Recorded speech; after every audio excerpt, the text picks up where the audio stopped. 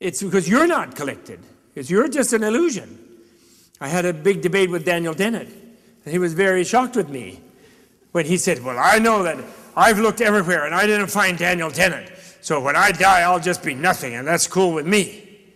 I said, you're damn right it's cool with you. I said, you don't have to deal with the consequences of the actions of your whole culture. You just get out of everything. Après moi le déluge. That's a materialist culture.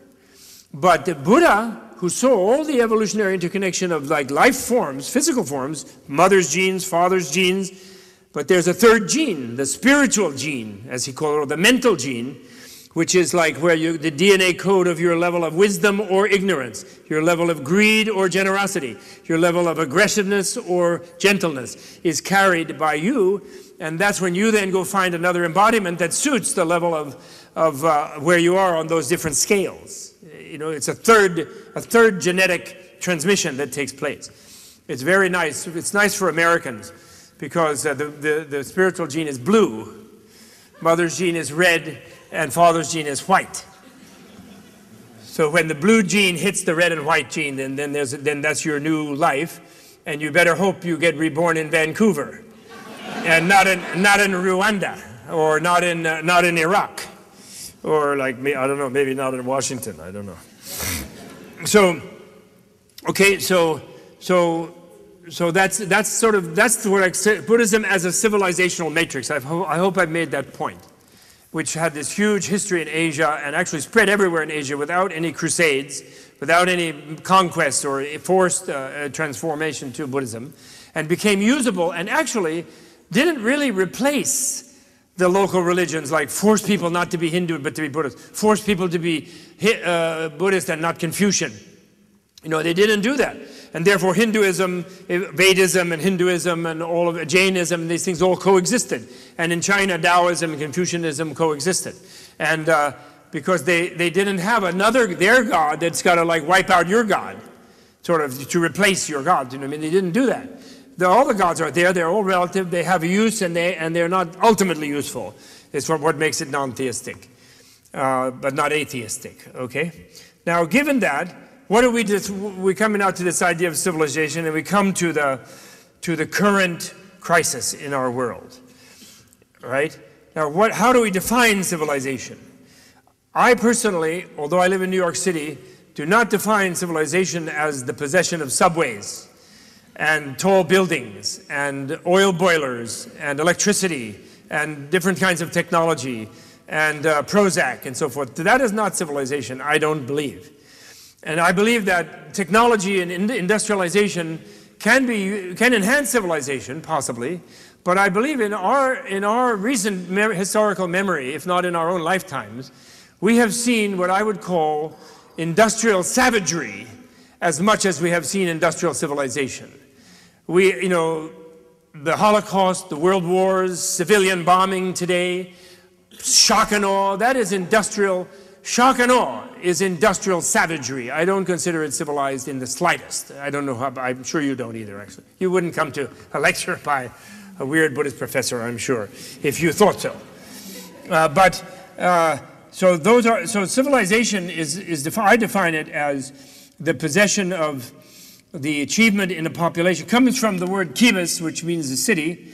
And it is the kind of complex of human qualities that enable people to live in cities together and sort of be more flexible. So a kind of individualism, the ability to disidentify from collective identities and to be flexible in your identity, to have a flexibility of character. You know, because you're a professor in one setting, it doesn't mean when you go home and see your kids you have to be a professor. You know, I mean, you won't get too far, especially in modern time, if you try that. But some people do, or did, you know, and we know that can happen. And, you know, you have to be different, you have to be able to adapt to different roles in different situations. And gentleness, obviously if people were aggressive and violent automatically on meeting people in the next block, we wouldn't have cities. So gentleness is essential. And similarly, I consider this, although I don't know if Peter Berger would agree with me or some sociologist of knowledge, but the ability to be content and to be creative, and the ability to be happy, actually, I think is essential for civilization. so that people can kind of, do without something, be a little bit detached and be somewhat generous, and find out how to enjoy themselves with less than everything, instead of being completely like crazed about getting everything. I think these are what I consider the qualities of civilization. And how do you become civilized like that? Well, we do have the wonderful concept of liberal education. The opposite, or let me just first say, the opposite of those things, I would say, are tribalism, nationalism, racism, fanaticism. That's the opposite of individualism. Someone who gets so identified with the collective that they're sort of willing to kill people who are not members of that collective, and they will not get along with them, and the world is not big enough for the two of them, and we're going to have this place, and you're not going to live here, and we're going to destroy you, and all this kind of thing. And that, all that which, tribalism, nationalism, racism, religious fanaticism, all they sort of relate to those things. And the second is rigidity of character and an insistence on selfish perspectives is the opposite of flexibility of character and flexibility of identity. And third, the opposite of gentleness, obviously, is wrathfulness, aggressiveness, and addiction to violence, and thinking that violence is the be-all and end-all of everything, and then, therefore, hardening oneself to live in fear and so forth, which, of course, we're seeing all too much nowadays in our current ridiculous bunch of governments that we have. And four, fixation on routine unhappiness, sort of accepting some sort of ideology that we're bound to be miserable and be resigned to it, and sort of go around saying, yeah, well, I'm miserable, but we all are miserable, aren't we?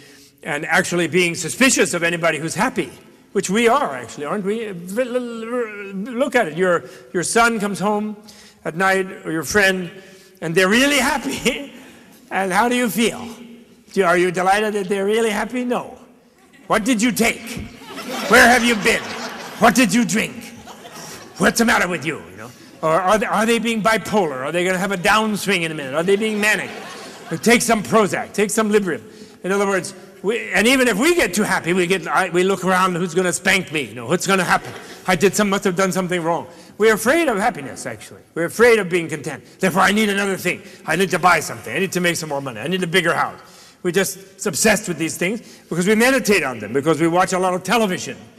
And television is, of course, industrial meditation. And you meditate on two things. The commercials you meditate on desire and dissatisfaction and discontent. And that's a three-minute meditation. And notice the volume goes up when it switches to the commercial. If you don't have a clicker, you're done for. And so then the car, and then the car goes zooming this way and that way, and etc. And you know what I'm saying? You're meditating on dissatisfaction. So then naturally you feel more dissatisfied after an hour or two of that. And then the news, that's meditating on fear and paranoia and aggression. And okay, maybe we need a big defense budget.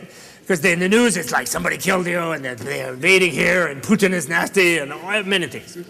And they will make up with it. They'll create an enemy if they don't have one. Where we just saw them do it in America.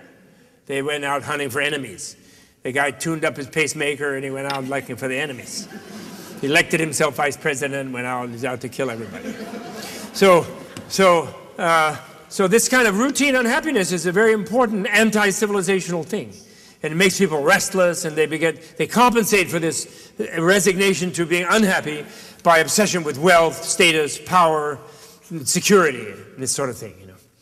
And so these are the qualities we're trying to get rid of, and the gentleness, nonviolence, these kind of things, qualities we're trying to achieve. Now, people will tell you that, well, these are sort of humans are, innately like this and like that, and these other things are impossible. But that's not true. Or people will tell you, well, we are like that, but the other people are not. The point is, from the Buddhist point of view, and by the experience of the Asian peoples with Buddhism over centuries, this is a product of education. Civilization is made by education. People have to be educated. Confucius, 2,500 years ago, the first of the Analects, he says, he looks around at his few students. He did not have an auditorium like this. There was no such university like this. Confucius was not given tenure by the local duke because he didn't want to have Confucius. He was like Socrates. He didn't want him teaching the young potential warriors to think for themselves and be critical minded. So poor Confucius, he used to teach in his kitchen. He used to teach off his back porch to a few people. But nevertheless, at the beginning of a term of teaching, which is the beginning of the Analects, he says, well, here we are. Isn't it wonderful that people come